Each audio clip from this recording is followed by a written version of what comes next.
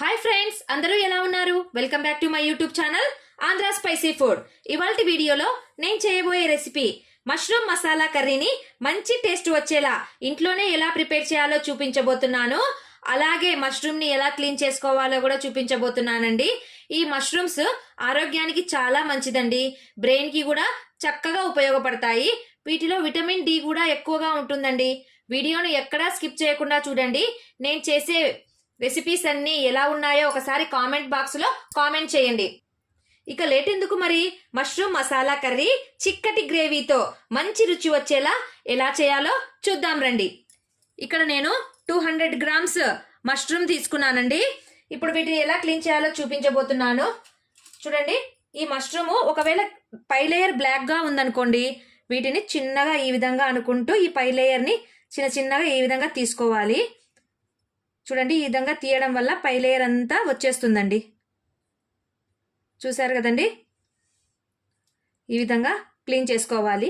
లేదంటే ఒకవేళ ఇలా కత్తితో కానీ ఇలా లేయర్ అంతా వచ్చేటట్లుగా తీసేసుకోండి. చూడండి, పైన అంతా వైట్ వచ్చేస్తుంది కదా. ఇక అన్నిటినీ ఇలాగే క్లీన్ చేసుకోవాలండి.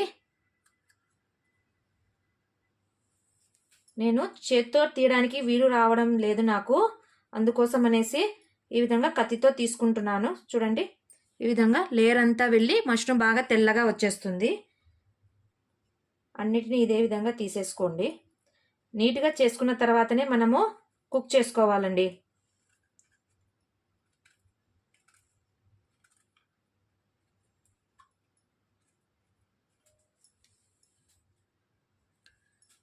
బాడీలో ఇమ్యూనిటీ తక్కువ ఉన్న వాళ్ళు కూడా ఈ మష్రూమ్ని ఫుడ్ రూపంలో తీసుకోవడం వల్ల చాలా బెనిఫిట్స్ ఉన్నాయండి.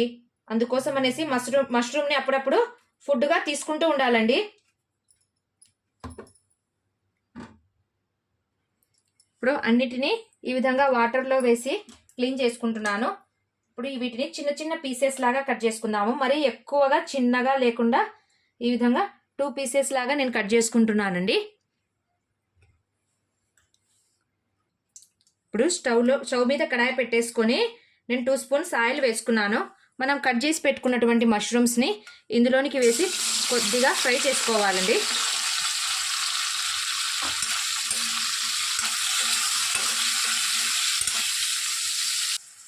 మష్రూమ్లో వాటర్ కన్సిస్టెన్సీ ఎక్కువగా ఉంటుంది కదా. చూడండి, వాటర్ ఎలా వచ్చేసాయో. అయినా కూడా ఒక 2 మినిట్స్ దీన్ని బాగా ఫ్రై చేసి ఒక బౌల్లోనికి తీసేసుకుందాము. వాటర్తో సహా తీసేసుకుందామండి. మనం ఎంత కుక్ చేసే కొద్దీ వాటర్ వస్తూనే ఉంటుంది. అందుకని ఇప్పుడు దీన్ని బౌల్లోనికి పక్కన తీసేసుకుంటున్నాను వాటర్తో సహా.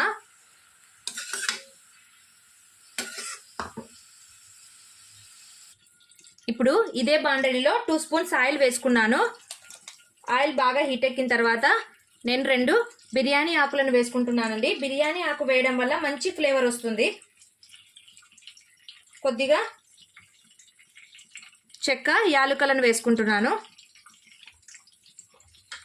2 లవంగాలను కూడా యాడ్ చేసుకోవాలండి. చూడండి, ఇవి కొద్దిగా వేగాక మనము కట్ చేసి పెట్టుకున్నటువంటి ఆనియన్స్ని వేసేసుకోవాలి.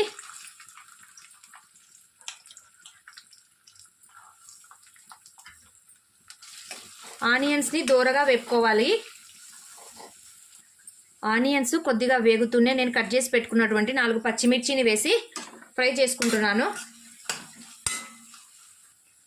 ఆనియన్స్ ఫ్రై అయ్యేలోపు నేను ఇక్కడ గ్రేవీ కోసము టమోటాలను మిక్సీ పెట్టుకుంటున్నానండి. ఇక్కడ నేను 2 మీడియం సైజ్ టమోటాలను తీసుకున్నాను. చూడండి, వాటితో పాటుగా కొన్ని జీడిపప్పును కూడా వేసేసుకుంటున్నాను. 2 ఇంచుల అల్లాన్ని వేసుకుంటున్నాను. వాటితో పాటు ఒక 10 వెల్లుల్లి రెబ్బలను వేసి బాగా మిక్సీ పట్టుకోవాలండి. టమోటా మిక్సీ పట్టేటప్పుడే నేను ఇందులోనికి కొద్దిగా పచ్చి కొబ్బరిని కూడా యాడ్ చేసుకొని మిక్సీ పట్టుకుంటున్నాను. ఆనియన్స్ లైట్గా వేగిన తర్వాత మనం మిక్సీ పట్టుకున్నటువంటి ఈ టమోటా ప్యూరీని మనం ఇందులోనికి వేసేసుకోవాలి.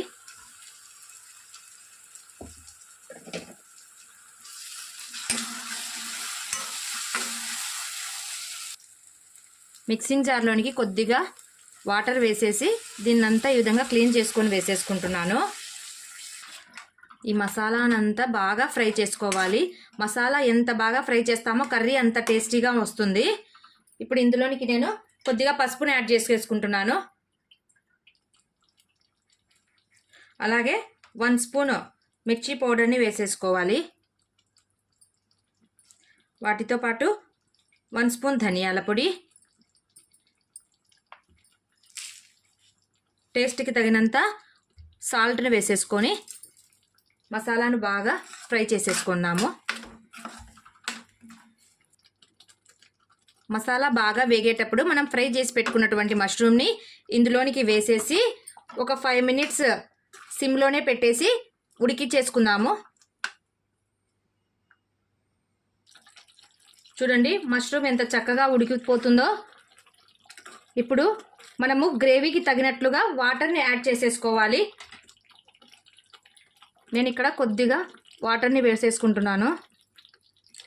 వాటర్ వేసిన తర్వాత ఒక 2 or 3 మినిట్స్ వరకు దీన్ని మూత పెట్టేసి సిమ్లోనే ఉడికించేసుకుందాము.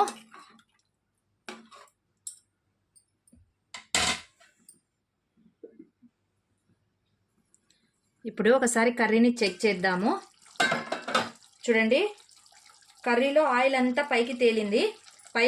ఆయిల్ పైకి తేలింది అంటే కర్రీ ప్రిపేర్ అయిపోయినట్లేనండి. ఇప్పుడు కొద్దిగా ఫ్రెష్ కొత్తిమీరని వేసేసి సర్వ్ చేసుకోవడమేనండి.